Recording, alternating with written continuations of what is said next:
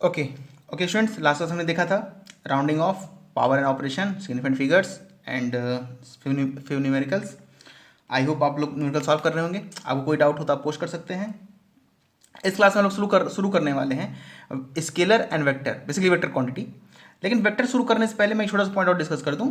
पैरेलक्स method एक student ने कहा था और मैंने कहा से मैं बता दूंगा, बहुत छोटा सा मेथड भी है, तो इसे देख लेते हैं। Parallax method, a very simple and standard method, parallax method. अच्छा, एक पॉइंट फिर कि इस बार जो मैं वीडियो रिकॉर्ड कर रहा हूँ ये 16:9 में है, तो आई होप आपकी पूरी स्क्रीन को फिल कर रहा होगा ये वीडियो। अगर आपको इस वीडियो मतलब ये फॉर्मेट अगर आपको सही लगता है तो आप मुझे कमेंट बता दीजिएगा, क्योंकि मैं जो क्लास 12 वीडियो अपलोड कर रहा हूँ उसको इसी फॉर्मेट कर रहा हूँ। तो अगर आपको वीडियो पिछले फॉर्मेट से बेहतर लगता है तो आप मुझे कमेंट सेक्शन में प्लीज़ बता दीजिएगा। Okay, now let's begin parallax method.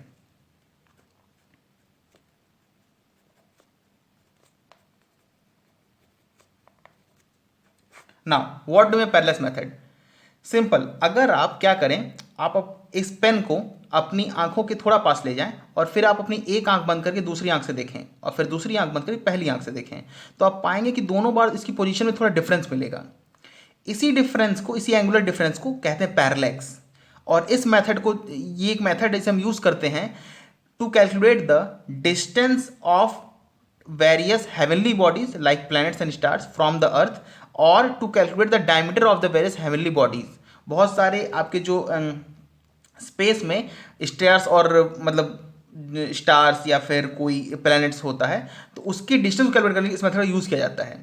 ये एक मेथड है। और सबसे पहले बता दूं what is parallax. Parallax basically वही होता है जो मैंने आपको बताया, डेट इज अगर एक ऑब्जेक्ट को दो अलग अलग लाइन ऑफ साइट, चूंकि हमारी जो आंखें, दोनों आंखें उसके बीच में थोड़ा सा गैप होता है, तो उसके कारण से पैरेलैक्स जो होता है डेवलप होता है। तो अगर एक ऑब्जेक्ट को दो अलग अलग लाइन ऑफ साइट से ऑब्जर्व किया जाए तो उनकी पोजीशन में डिफरेंस आता है, इसी पोजीशन डिफरेंस को कहते हैं parallax. Okay, late me right parallax. अच्छा, ये ग्रीक वर्ड से लिया गया है, जैसे पैरालिसिस ग्रीक वर्ड है, वहां से लिया गया है और उसका मतलब होता है अल्टरनेशन। इसका मतलब होता है alternation. So parallax is a displacement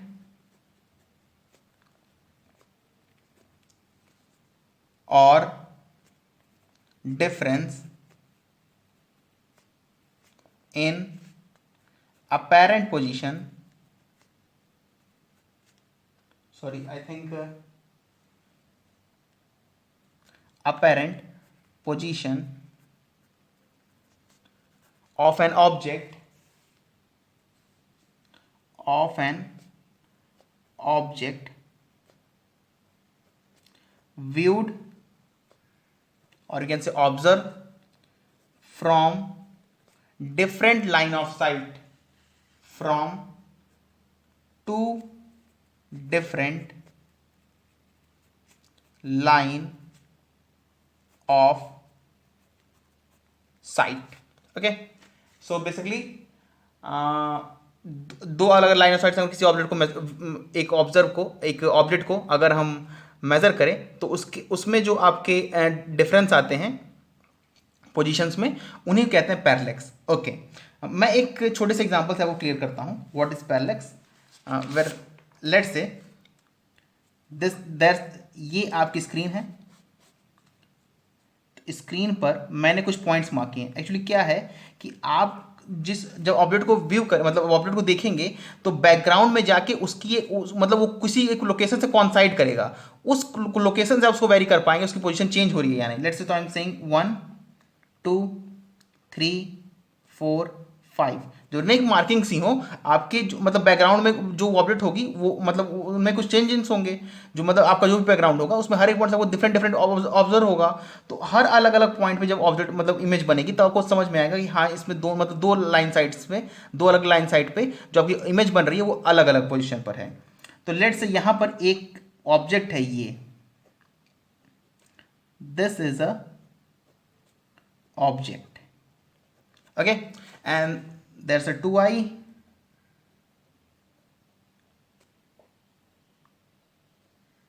okay, I hope वो क्लियर होगा। ओके, नाउ अगर हम इसे ऑब्जर्व करें, ठीक है, अगर हम इसे ऑब्जर्व करें तो इस मतलब पहली आई से, let's say this is first one, ये ऑब्जेक्ट हमें कुछ लगभग यहां नजर आएगा।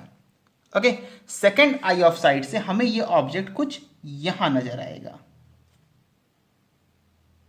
मतलब बैकग्राउंड पे यहां हमें कोइंसाइड करता दिखेगा, और इस आई से या इस लाइन ऑफ साइट से यहां बैकग्राउंड पर कोइंसाइड करता हुआ दिखेगा। तो जब हम इस आंख को बंद करेंगे तो हमें यहां दिखेगा, और जब हम इस आंख को बंद करेंगे तो हमें यहां दिखेगा।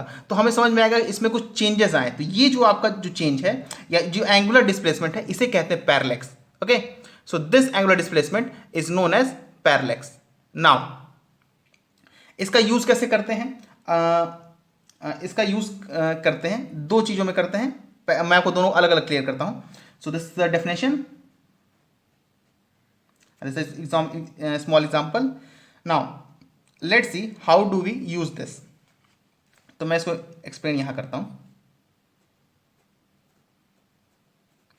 नाउ मान लीजिए कि ये है surface of earth, this is the surface of earth. Now suppose ये है हमारा सरफेस ऑफ अर्थ। मैंने स्ट्रेट क्यों लिया है? क्योंकि जब मैंने इसको प्लेन इसलिए लिया है क्योंकि चूंकि अर्थ स्फेरिकल तो नहीं है, लेकिन जब बहुत छोटे पार्ट को व्यू करते हैं, बहुत छोटे पार्ट को, जैसे अर्थ पूरा स्फेरिकल होगा लेकिन ये इतना बड़ा स्फेयर होगा कि छोटे पार्ट में, एकदम छोटे पार्ट में हमें ये लगभग प्लेन लग रहा होगा। और यहां पर है दो ऑब्जर्वेटरी की इसमें जरूरत पड़ती है। नाउ ये है एक, let's say this is a planet, star और whatever you want to call it. हमें क्या मेजर करनी है यहां पर? We want to measure distance. हमें मेजर करना है यहां पर distance. Okay, I am not putting any heading. तो यहां पे हमें क्या मेजर करना है? डिस्टेंस।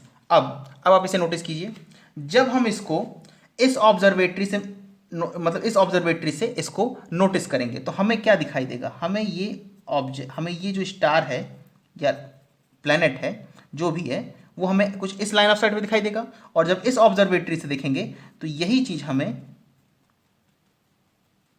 कुछ ऐसे दिखाई देगी। अच्छा, ये मैं बता दूं, I should draw it with scale. तो ये हमें कुछ ऐसे दिखाई देगा, ओके, और ये चीज हमें कुछ ऐसे दिखाई देगी। लेकिन ये जो मैंने बनाया है ये बहुत ही मतलब जूम डायग्राम है, क्योंकि अगर आप इसको एग्जैक्ट बनाएंगे तो आप पाएंगे कि ये डायग्राम आपको कुछ लगभग ऐसा मिलेगा। मैं बस एकदम छोटे से बताता हूँ। देखिए, ये हमारा दिस इज ये हमारी दो ऑब्जर्वेटरीज, और ये हमारा दैट इज प्लैनेट। तो बेसिकली मैं ये क्लियर करना चाहता हूं कि हमारी जो ये डिस्टेंस होगी ये इस लेंथ से बहुत ज़्यादा होगी बेसिकली। मतलब कि ये जो हम डिस्टेंस मेजर कर रहे हैं प्लैनेट की, इसीलिए देखिए मैंने प्लैनेट को बहुत स्मॉल बनाया है। ये जो डिस्टेंस हम मेजर कर रहे हैं, ये डिस्टेंस वही हमें मेजर करना है d, और ये डिस्टेंस हमारे इस लेंथ से बहुत ही स्मॉल होगी। तो लेट से डिस्टेंस बिटवीन ऑब्जर्वेटरी को मेंशन कर रहा हूँ b, और ऑब्वियसली हम अर्थ पर हैं तो हमें b जो होगा वो नोन होगा। हमें और क्या नोन होगा? हमें ये एंगल नोन होगा। एंगल मेजर करने बहुत सारे इंस्ट्रूमेंट्स हैं, हमें ये एंगल नोन होगा। जब दोनों ऑब्जर्वेटरी से इसको ऑब्जर्व करेंगे तो हमें ये एंगल नोन होगा। Now what do we need to find? We need to find this distance that is capital D। Okay, now that's another point. Point is, जब हम इसे ऑब्जर्व करेंगे तो देखिए यहां पे अगर मैं एक ड्रॉ करूं, एक circle, keeping this as centre, मैं एक सर्कल ड्रॉ करूं तो ये ऐसे एक सर्कल बनेगा, और सर्कल पे आप पाएंगे कि ये जो होगा ये एक बनेगा मेरा आर्क। ठीक है, ऐसे एक सर्कल बनेगा। ये जो आर्क लेंथ है इसे मैं कह रहा हूं L। दिस आर्क लेंथ को मैं कह रहा हूं L। What is L? L is the arc length. Okay, now अगर इसी चीज को मैं आपको इसमें क्लियर करूं तो ये हुआ हमारा D, ये हुआ थीटा, और ये हुआ हमारा B, और ये लेंथ हुआ लगभग, देखिए this is L। Okay, as we know that D is much greater than B।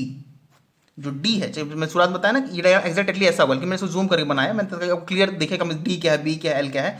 तो D much is greater than B।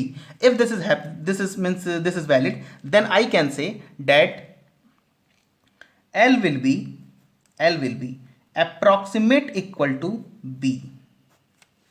अगर ऐसा होगा तो हमारा जो एल होगा वो बी के लगभग बराबर होगा, एग्जैक्टली तो नहीं लेकिन लगभग बराबर होगा। नाउ थीटा क्या होता है?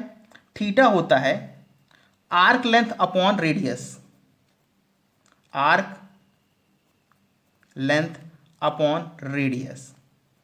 This is how we define theta. Theta is plane angle. Okay, plane angle. Now, arc length upon radius. Now, तो थीटा अगर मैं पुट करता हूं तो देखिए थीटा लिखूंगा. What is arc length? Arc length. This is arc length L. And what is radius? Radius is D. ये है ना रेडियस और आर्क लेंथ क्या है? L. अच्छा, तो मुझे D निकालना था. D को मैं लाऊंगा और L लगभग किसके बराबर होगा? B के. B upon theta. नाउ हमें B पता है, डिस्टेंस बिटवीन टू ऑब्जर्वेटरीज, हमें थीटा पता है जो कि एंगल बनाया गया है, और हमें यहाँ से D मिल जाएगा. ओके, एक और पॉइंट हमेशा ध्यान रखिएगा, theta must be put in radiance. ये पॉइंट जहां पे आप न्यूमेरिकल में मिस्टेक कर सकते हैं, मैंने क्लियर कर दिया. थीटा आपका हमेशा रेडियंस में होगा, डिग्री में नहीं होगा. थीटा हमेशा किस में होगा? रेडियन में होगा. ओके, एक और छोटा सा पॉइंट, कैसे हम मेजर करते हैं किसी प्लैनेट या फिर किसी भी यू कैन से स्टार का डायमीटर, ये कैसे मेजर करते हैं? तो ये ऐसे मेजर करते हैं. Let's say again I am taking very small, can say a planet, ये है. ओके, इसके लिए एक ही ऑब्जर्वेटरी की जरूरत पड़ती है, हमें दो नहीं चाहिए. तो यहां पर this is the earth and ये this is the observatory. Okay, again I am observing it from two different points. So let's say I am using scale, this one and this one. Okay, आई आपको clear हो रहा होगा. So this is diameter which we want to measure. I am mentioning a D, small d. और ये जो दूरी है ये होगी कैपिटल D. कैपिटल D हमें पता चल गया है इस तरीके से. जैसे मान लीजिए यही प्लेनेट है, तो पहले हम कैपिटल D निकालेंगे, फिर इसको मेजर, फिर हम यूज करेंगे उसके डायमीटर निकालने के लिए. ये हुआ D, और ये एंगल हम फाइंड आउट करेंगे. This angle let's say alpha. Alpha कैसे निकाल? ऑब्जर्वेटरी से. नाउ अगेन यहां भी एक पॉइंट एज्यूम करेंगे कि डेट D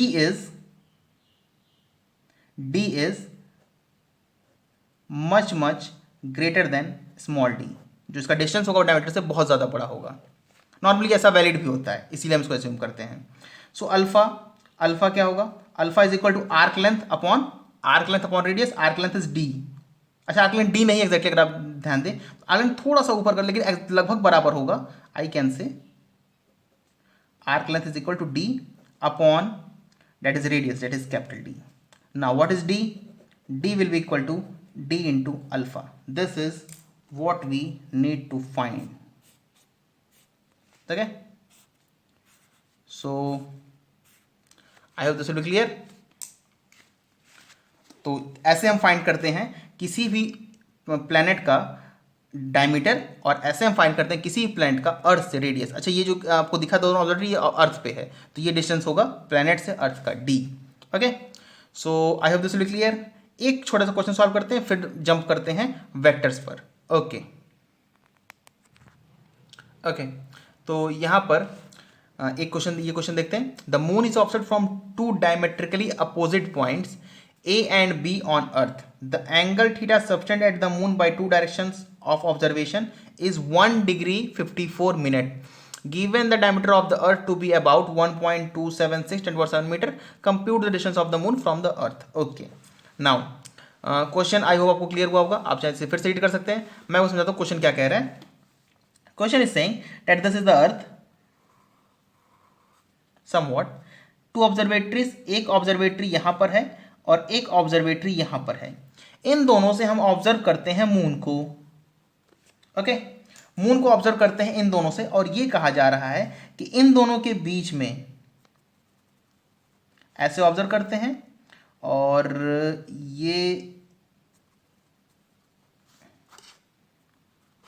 ये जो एंगल है, this angle is 1 degree 54 minute and diameter given the diameter of the earth is to be about, ये डायमीटर हमें दिया गया है, that is D, let's say this is D, और ये डी हमें बताया गया है 1.276 into 10 to the power 7 metre, and what we need to find this capital D. आई वो क्वेश्चन क्लियर हुआ होगा। तो सिंपल आप फॉर्मूला, अच्छा फॉर्मूला रिवाइज करते जाते हैं, कॉन्सेप्ट आप ध्यान दें, तो कॉन्सेप्ट आप ध्यान दें तो वो फॉर्मूला याद करने की जरूरत नहीं पड़ेगी। Simple, what is theta, let's say this theta, तो theta is equal to sorry arc length upon radius, arc length upon radius. Now what is arc length? Obviously from here it will be clear that arc length will be somewhat like this, but as we know that d is much greater than d because theta is very small, as 1 degree 54 minutes is very small angle. So I can say arc length is approximate equal to d. Okay, so I can say theta is equal to d upon radius, it is capital D, and okay let's put the value. तो यहाँ पे लेकिन problem ये है कि theta हमें किसमें बताया गया है 1 degree 54 minute, theta is in degree and minute, it is not in radian, so we to convert in first into radian. So theta is equal to 1 degree 54 minute. I hope this will be clear to you that 1 minute sorry 60 minute is equal to 1 degree, 60 minute is equal to 1 degree. So 54 minute is equal to 1 upon 60.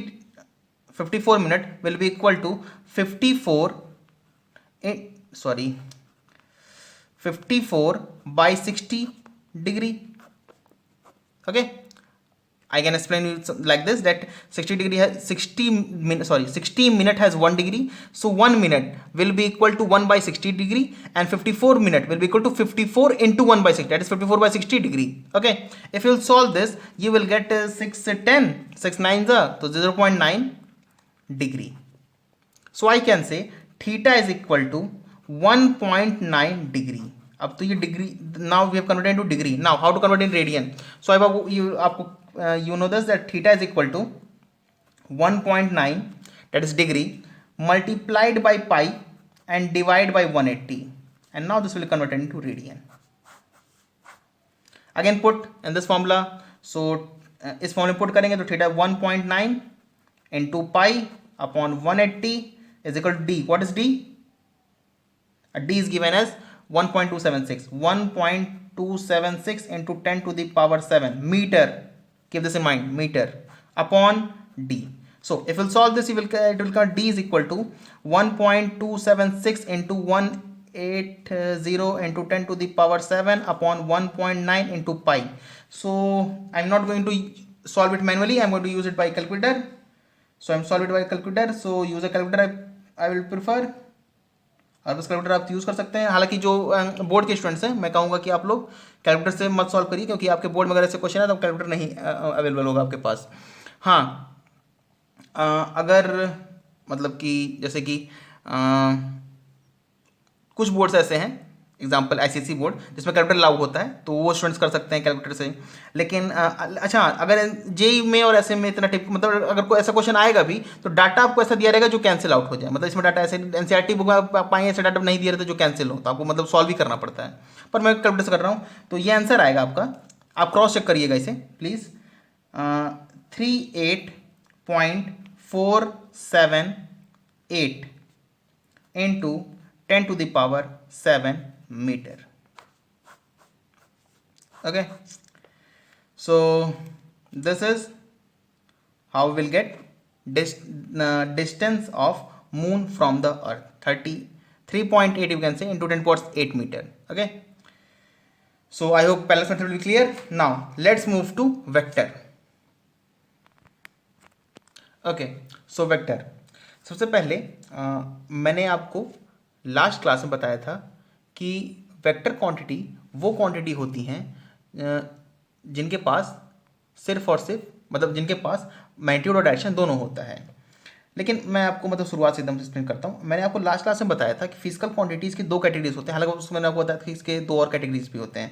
तो हम लोगों ने classify किया था physical categories को तीन parts में, that is fundamental quantity, derived quantity and supplementary quantity, additional quantity, supplementary quantity. Basically दो टाइप्स थे, फंडामेंटल और डिराइव्ड। तो वो जो क्लासिफिकेशन था वो इस बेसिस पे था कि how many which are independent quantity and which are dependent quantity. इस वजह से हमने क्लासिफाई किया दो पार्ट्स में, that is fundamental and derived. अब मैं क्लासिफाई करता हूँ फिर से फिजिकल क्वांटिटी को दो पार्ट्स में। तो types of, let me write, types of physical quantity.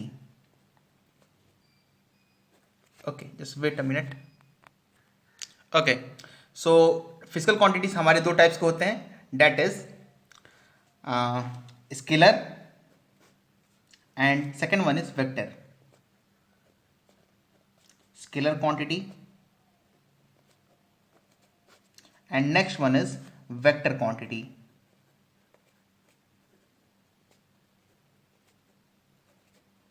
Now what do you mean by scalar quantity? Scalar quantities वो क्वांटिटीज होती है जिनके पास सिर्फ और सिर्फ मैग्नीट्यूड होता है, इनके पास डायरेक्शन नहीं होता है। So I am writing first point, scalar quantity, so scalar quantity have only magnitude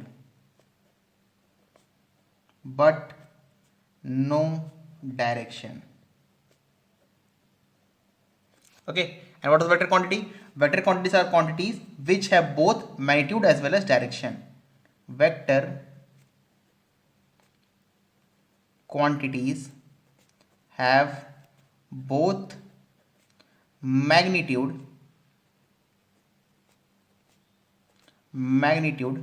as well as direction.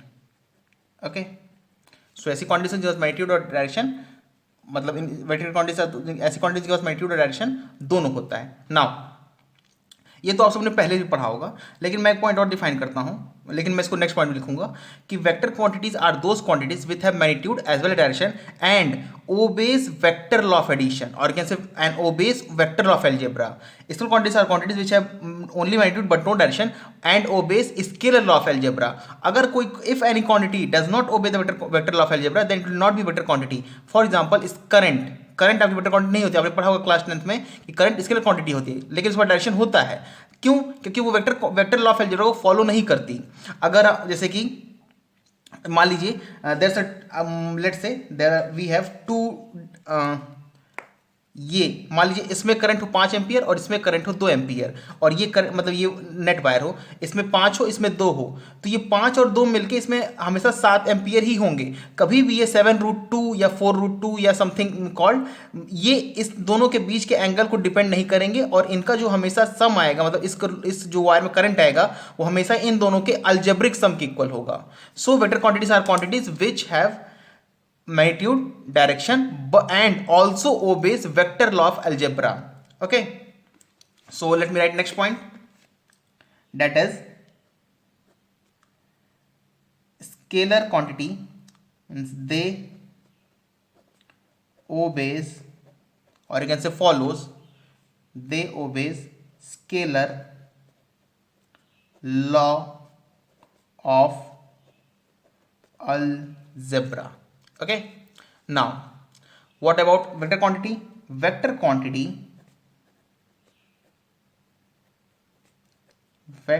quantity follows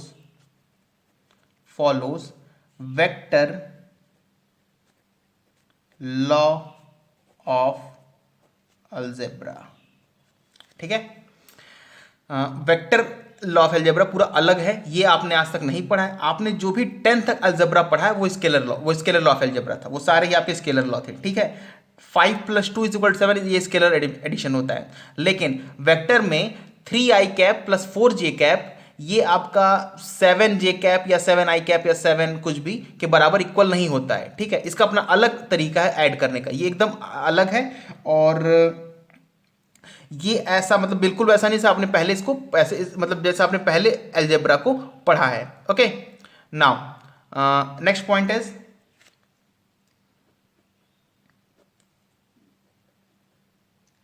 well there are lots of point, पर मैं कुछ इंपॉर्टेंट पॉइंट्स आपको लिख रहा हूँ। थर्ड पॉइंट ये है, अच्छा मैं इसे सिर्फ बता रहा हूँ, इसे बाद में मैं लिखूंगा। स्केलर क्वांटिटी को अगर आपको चेंज, स्केलर क्वांटिटी के पास क्या होता है, सिर्फ और सिर्फ मैग्नीट्यूड होता है, वेक्टर के पास मैग्नीट्यूड डायरेक्शन दोनों होता है। स्केलर क्वांटिटी को अगर मुझे चेंज करना हो तो मुझे उसके मैग्नीट्यूड को चेंज करना होगा। वेक्टर क्वांटिटी को अगर मुझे चेंज करना है तो मैं उसके मैग्नीट्यूड डायरेक्शन में से दोनों में से किसी को भी चेंज करूँ तो वेक्टर क्वांटिटी चेंज हो जाएगी, या फिर दोनों को चेंज करूँ तो भी चेंज हो जाएगी। मतलब वेक्टर क्वांटिटी को चेंज करने के लिए आपको मैग्नीट्यूड और डायरेक्शन में से किसी एक को चेंज करना पड़ेगा, या आप दोनों चेंज करें तो भी चेंज हो जाएगी। और लेकिन स्केलर क्वांटिटी में मैग्नीट्यूड को चेंज करते हैं तो स्केलर क्वांटिटी में वेरिएशन आ जाता है। Okay okay, next point is what are the examples of vector quantity are examples like vector quantity example होते हैं जैसे कि mass, work, energy, mass, work, energy, time, current, temperature, okay, temperature etc. there are lots of, ये कुछ आपके basic example हैं जो आपने पढ़े होंगे या आपने इसे पहले से सुना होगा। ओके, और भी एग्जांपल है इसके जैसे कि पोटेंशियल एनर्जी मैंने लिखा तो उसमें सारी एनर्जी आ जाएंगी। And something like pressure scalar quantity. Okay, so there are examples of scalar quantities. Now what are vector quantities, ये एग्जांपल इसे आप ध्यान से देखिएगा, और क्योंकि आपको इसके बाद इसी को पढ़ना है ज़्यादातर, चूंकि मैं जब भी इसका वेक्टर क्वांटिटी को समझाने के लिए एग्जांपल लूंगा तो मैं इन्हीं क्वांटिटी में किसी क्वांटिटी को लूंगा। First one position, second one displacement,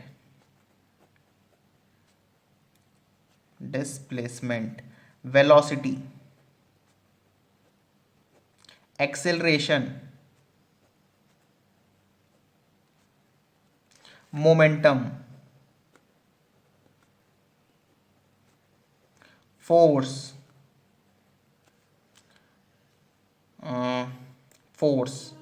and you can say position, displacement, velocity, acceleration, momentum, force. Next one is power is also a scalar quantity, so let me write here power. Okay, force, and let me write one more, that is electric field intensity. Okay, electric field intensity I can say, or you can say field intensity. Let me write electric field intensity.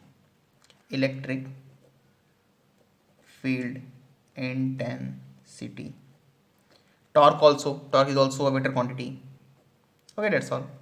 अच्छा, sequence थोड़ा important इसलिए क्योंकि आप इसी sequence में चीज़ों को पढ़ेंगे। जब मैं अकेडमी शुरू करूँगा सबसे पहले आप you will study position, after that you will get displacement, further you will get velocity, next acceleration, next momentum, then force, after that not electric field intensity till force के बाद आप देखेंगे stress strain, something kind of that. Okay, we will see that after. now so आपको clear होगा vector quantity क्या होती है, scalar quantity क्या होती है। ये पॉइंट ध्यान रखिएगा, current is a scalar quantity, instead it has a direction, इसलिए मैंने इस पर एक छोटा सा स्टार लगा दिया है। Okay, instead it has a direction. Now let's see how to represent a vector quantity. Now how to represent a vector quantity, so let me put it here, let me draw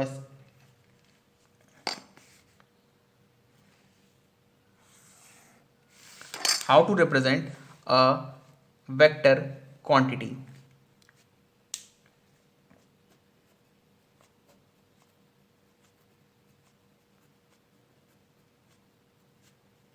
Representation of a vector quantity. Now सबसे पहले आपको general representation बताता हूँ, फिर मैं बताता हूँ कि वेक्टर में क्या क्या है। वेक्टर में सिंपली आपको क्या इतना क्लियर होगा, vector contains magnitude and vector has a direction, magnitude and direction.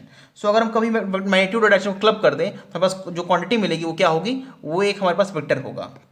Okay, let me give a standard example हम आगे देखेंगे, मैं आपको पहले स्टैंडर्ड बताता हूँ जो स्टैंडर्ड रिप्रेजेंटेशन है. Now standard representation is something like this. We draw it with a arrow which has a tail and which has a arrowhead, or you can say head. Okay, तो ये है आपका एक vector. ये जो आप देख रहे हैं यही एक वेक्टर है, यही एक वेक्टर का रिप्रेजेंटेशन है. अब इसका arrow head, this one, this,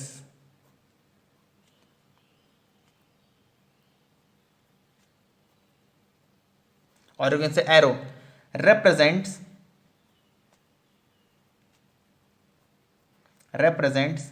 direction of vector. This represents direction of vector.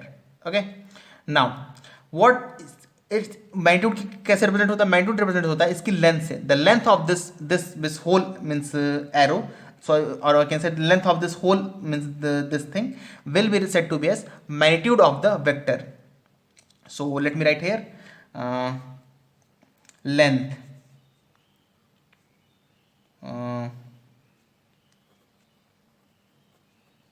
length. Okay, so this is the length of this.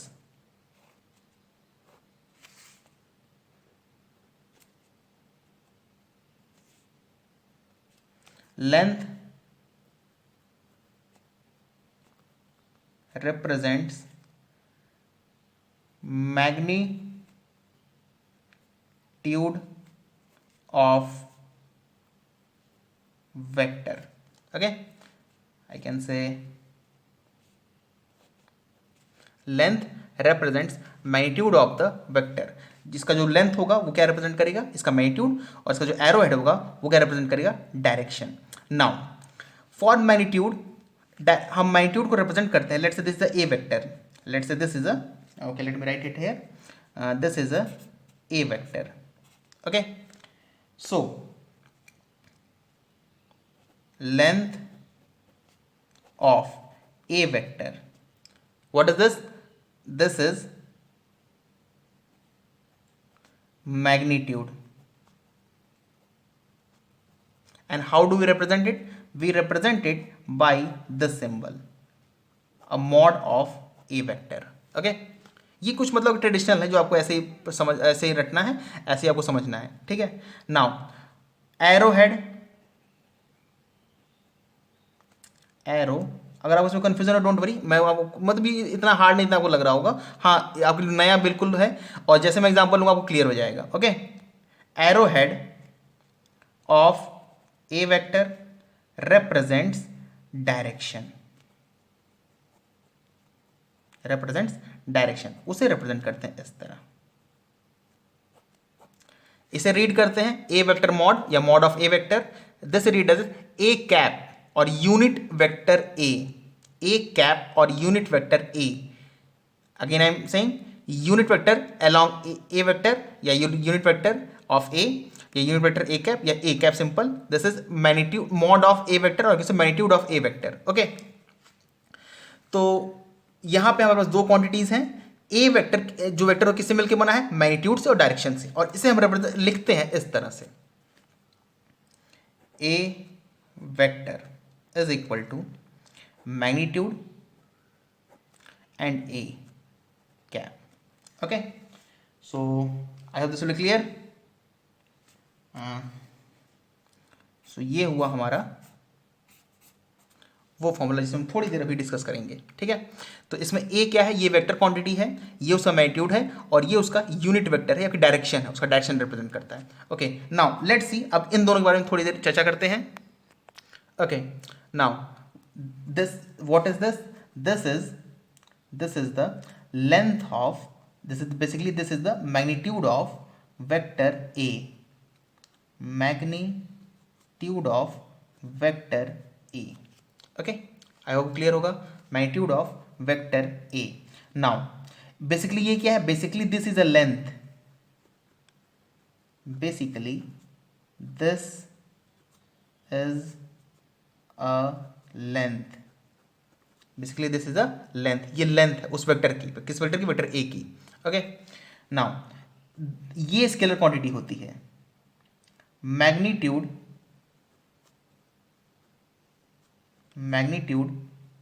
Of any vector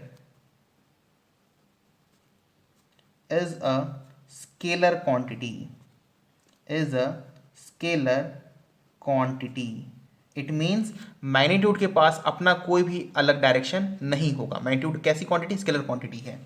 now next point is it can not be negative. It can not be negative. कभी मैं अलग में भी कह सकते it can not zero also, but एक vector हम और डिफाइन करें, इसे कहेंगे डायमेंशनलेस वेक्टर, और इसे पॉइंट डायरेक्ट मतलब कि एक ऐसा वेक्टर डिफाइन करेंगे हम जिसके पास कोई डायरेक्शन नहीं होगी, इससे उसका छोटा सा मैग्नीट्यूड होगा, जैसे पॉइंट वेक्टर भी डिफाइन करते हैं, तो इसलिए कभी इसको मैं जीरो नहीं लिखता। ठीक है, मतलब लेकिन ध्यान दीजिए कभी भी स्केलर क्वांटिटी की लेंथ है, बेसिकली क्या लेंथ है, और आपको क्लियर होगा कि लेंथ कभी नेगेटिव नहीं हो सकता। नेगेटिव डायरेक्शन हो सकती है, नेगेटिव डायरेक्शन को मैं आपको क्लियर करूंगा, लेकिन कभी भी मैग्नीट्यूड हमारा नेगेटिव नहीं हो सकता। Okay, so I hope this will be clear. So these all are golden points. Now what do we mean by unit vector A cap? Now this means unit vector बहुत सी चीज़ इसके नाम से क्लियर है, unit vector of A vector. ठीक है, next is ये क्या होता है? ये डायरेक्शन होता है सिर्फ और सिर्फ, मतलब कि ये जो क्वांटिटी होती है ये वेक्टर क्वांटिटी होती है। Okay, let me explain like this. Unit vector is a vector quantity whose magnitude is always 1। मतलब कि ये एक ऐसी क्वांटिटी है इसका मैग्नीट्यूड हमेशा क्या होता है? 1। कभी भी यूनिट वेक्टर का मैग्नीट्यूड हमेशा क्या होगा? 1। That is, let me write it here, means I want to say a cap अगर आपके सामने लिखा है और आप इसका मैग्नीट्यूड फाइंड करें तो ये हमेशा कितना आएगा? 1। ऑलवेज किसी का भी यूनिट वेक्टर का अगर मैग्नीट्यूड फाइंड करें तो हमेशा कितना होता है? 1। तो बेसिकली ए कैप क्या है? ए कैप यूनिट वेक्टर है अलोंग वेक्टर ए, लेट से मतलब वेक्टर ए इस तरफ है, तो ए कैप क्या होगा? ए कैप भी एक वेक्टर ही होगा, लेकिन उसका मैग्नीट्यूड हमसे कितना होगा? 1 होगा। लेट से दिस मैग्नीट्यूड, ये इतना मैग्नीट्यूड अगर आपका 1 है तो ये होगा ए कैप, इसका डायरेक्शन हमसे क्या होगा? इसके अलोंग ही होगा। ओके, तो वही होता है हमारा यूनिट वेक्टर। हालांकि मैं आपको क्लियर करता हूँ कि यूनिट वेक्टर बहुत सारे होते हैं, कुछ स्टैंडर्ड होते हैं, जैसे कि आपके हो गए i cap, j cap, k cap, उन्हें कैसे लिया जाता है ये भी देखते हैं। So this is unit vector of A, और इसका जो फॉर्मूला होता है इसका यूनिट वेक्टर का, इसे आप ध्यान दीजिएगा। ए कैप सिंपल सा पीछे जो हमने लिखा था उसी को टर्न करके लिखेंगे, that is A cap is equal to A vector upon A magnitude. मतलब कि अगर आपको किसी वेक्टर का मैग्नीट्यूड किसी वेक्टर का यूनिट वेक्टर निकालना हो तो उस वेक्टर को उसके मैग्नीट्यूड से डिवाइड कर लीजिए, आपका क्या आ जाएगा? Unit vector. ठीक है, अगर आप ऐसे भी देखें, अगर इसको मैग्नीट्यूड निकालूं तो ऊपर मैग्नीट्यूड नीचे मैग्नीट्यूड कैंसिल होकर 1 आएगा, इसका मैग्नीट्यूड कितना आएगा? 1। Okay, so this is the few points about what you can say about that is magnitude and unit vector. Now let's see a few example of vectors। कुछ vectors example देखते हैं। Okay, let's see example. तो example लेने से पहले मैं आपको पहले डायरेक्शन रेफरेंस क्लियर कर दूं। डायरेक्शन रेफरेंस होगा हमारा something like this for the first example. हालांकि स्टैंडर्ड डायरेक्शन रेफरेंस नहीं है, पर इसके एग्जाम्पल के लिए ये एक मतलब अच्छा खासा है। This north, south, west, east. This is north east, south east, south west, north west. Okay, so first I am taking at something like this. तो अब आप मुझे बताइए कि ये जो वेक्टर है ये इसका मतलब इसका मैग्नीट्यूड कितना है? अच्छा, मैग्नीट्यूड इसका दे रखा मान लीजिए 5 मीटर। तो आप मुझे बताइए इस वेक्टर को रिप्रेजेंट कैसे करेंगे? सिंपल, 5 मीटर इसे मैं रिप्रेजेंट कर रहा हूँ 5 metre in east, this is how will represent this. Okay, ये तो पहला हुआ, मान लीजिए। दूसरा देखते हैं। सो दूसरा है हमारा vector something like this, and this given as 1 metre. So what the answer, I hope आपको क्लियर होगा कि ये होगा 1 मीटर नॉर्थ ईस्ट। अच्छा, अगर ईस्ट नॉर्थ लिख ले तो ये शायद मतलब कि सही होगा, लेकिन फिर भी जो स्टैंडर्ड तरीका लिखने को नॉर्थ ईस्ट होता है। पहले नॉर्थ से साउथ को पहले लिखते हैं, उसके बाद वेस्ट ईस्ट को लिखते हैं। ओके, एक और एग्जांपल मैं देता हूँ, next one, that is this is also 1 metre. तो आई होप क्लियर होगा, ये होगा हमारा 1 मीटर वेस्ट। तो इन सभी में देखिए ये क्या है, magnitude direction, magnitude direction, magnitude direction, direction can not be, sorry magnitude can not be negative.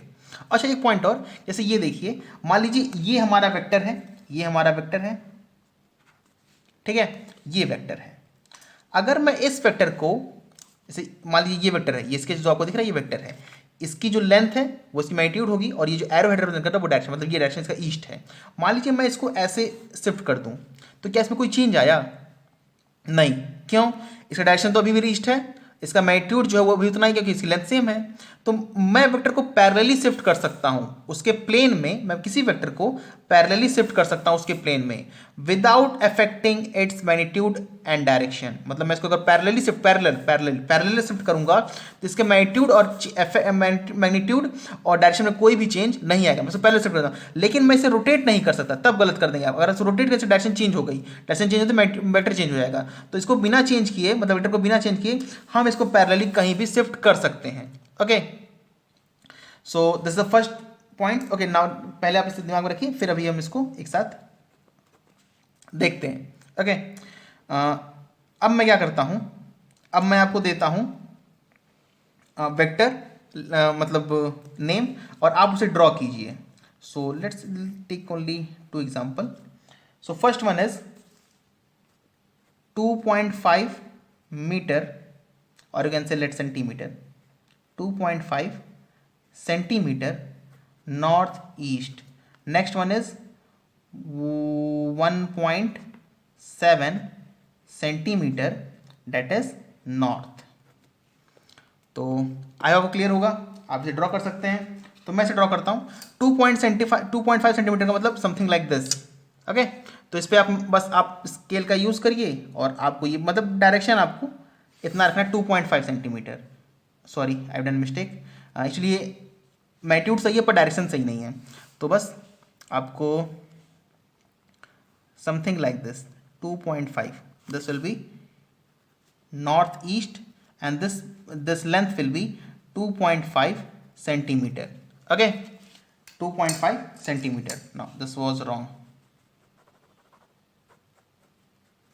Now 1.5 centimeter north, I hope clear होगा। सिंपल, आप 1.7 सेंटीमीटर मार्क कीजिए।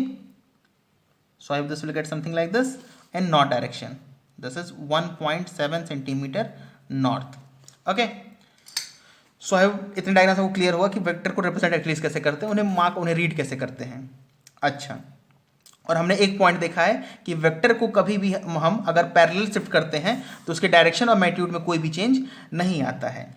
नाउ नेक्स्ट पॉइंट इज, हम कभी भी वेक्टर को, अच्छा मैं सारे आपके जो एग्जाम्पल्स उसे एक जगह लिख दूंगा, पर पहले सारे पॉइंट देख लेते हैं। ओके, मतलब आपके जितने भी नोट्स पॉइंट्स मैं उसे एक साथ लिख दूंगा, पर पहले एग्जाम्पल्स देख लेते हैं। एक और एग्जाम्पल, जैसे कि लेट्स से ए वेक्टर में डिफाइन करता हूं, मैं इसी रेफरेंस से भी चल रहा हूं। अब मैं जब नया रेफरेंस दूंगा तो मैं उसको मार्क कर दूंगा। Okay, so there is a vector and I am saying it as A vector. Obviously आपको क्लियर होगा, ये है हमारा 1 सेंटीमीटर, हालांकि एग्जैक्ट नहीं है लेकिन फिर मैं मान रहा हूं 1 सेंटीमीटर ईस्ट। मैं एक और वेक्टर लेता हूं, that is B vector, and this is equal to also 1 centimeter north। ठीक है, एक और ले लेते हैं, that is let's say this is 2 centimeter। okay, this is vector C, this is 1.5 centimeter in north east direction. Okay, question is find the correct. तो correct option ये option दिए हुए हैं, A is equal to B, not equal to C, A not equal to B, not equal to C, A equal to B, equal to C, A sorry, this was 1.0 centimeter, a equal to c, not equal to b। तो अगर आप यहाँ पे ध्यान दें तो इसमें से कौन सा ऑप्शन सही होगा ये पूछा गया है। ये चार ऑप्शन आपको दिख रहे होंगे, तो आपको बस ये बताना है इसमें से कौन सा ऑप्शन सही होगा। ये 1 सेंटीमीटर ईस्ट है, 2 centimetre north, 1 centimetre north east, तो ये चारों ऑप्शन। तो मैं आपको बता दूं इसमें कौन सही, इसमें से ये वाला सही है, रेस्ट ऑल आर, ये गलत है, ये गलत है, ये गलत है। ठीक है, कभी भी हम वेक्टर को कंपेयर नहीं कर सकते हैं। सिंपल लॉजिक तो ये, वेक्टर को कंपेरिजन नहीं कर सकते हैं। एक मिनट, हाँ ठीक है, हाँ वेक्टर को कभी भी कंपेरिजन नहीं कर सकते, सिंपल लॉजिक तो यही है, वेक्टर को कंपेयर हम नहीं कर सकते हैं। लेकिन अगर वेक्टर में कुछ कंपैरिजन या कुछ आपको सिमिलरिटीज ढूंढनी भी हो तो हम तभी ढूंढ सकते हैं जब उनका डायरेक्शन सेम हो। इट मीन्स फर्स्ट पॉइंट, अच्छा ये दूसरा पॉइंट है। पहला पॉइंट क्या था, वेक्टर को पहले शिफ्ट करते हैं तो कोई भी चेंज नहीं आएगा। दूसरा पॉइंट ये है कि वेक्टर को हम कंपेयर, बेसिकली जो कंपैरिजन आपने पढ़ा होगा, आपने स्केलर में पढ़ा होगा, जैसे 7 इज ग्रेटर देन 5, ठीक है। लेकिन अगर मैं लिखता हूं 7 north, vector 7 north is greater than 5 east, तो ये गलत है। ये अर्थमेटिक, ये स्केलर लॉ में सही होगा, लेकिन वेक्टर लॉ में ये चीज गलत हो। वेक्टर हमारा उस तरह कंपेयर नहीं होता है। ओके